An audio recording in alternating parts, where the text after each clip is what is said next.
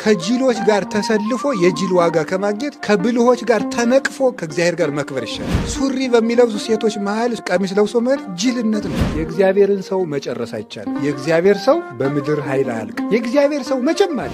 ማንም ሰው ውበቱን ማካፈል አይፈልግም። እንደዚህ ያደረገ እግዚአብሔር ብቻ ነው የምናውቀው። ቂጣኛ በሀገራችን አሁን ድሮ የተናቀ ሰው እንደሚበላው ነበር የምናውቀው። አሁን ፒዛ የሚል ስም ወጥቶለት ከተማ ተሽሞን ሙኖ ነው የሚበላው። አባ ገሌን እኔ እወዳቸዋለሁ ሲጀበላት ወዳቸውን ሁሉን ወደዱ ነው ልጌታ።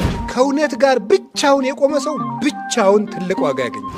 ሰላም በሌለበት ሰዓት ልብን ሰላም ማድረግ ለሚያምን ሰው ከባድ ነው። እግዚአብሔር መቅደስ ውስጥ ፈርዶ ሜዳ ላይ የሚታጣ አይደለም። ፍርዱ የትም አለች፣ ጌትነቱ የትም ትሰራለች፣ ዕውቀቱ የትም ትመረምራለች።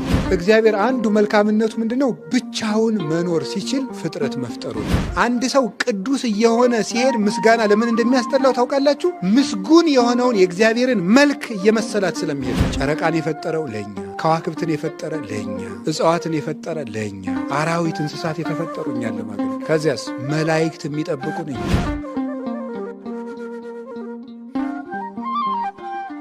በክርስትና ሃይማኖት ትልቁ ከባድ ነገር ምንድነው? ብቻን መቆም። የሚያሸልምስ ምንድነው? ብቻን መቆም። ሰዎች ድግስ ተዘጋጁ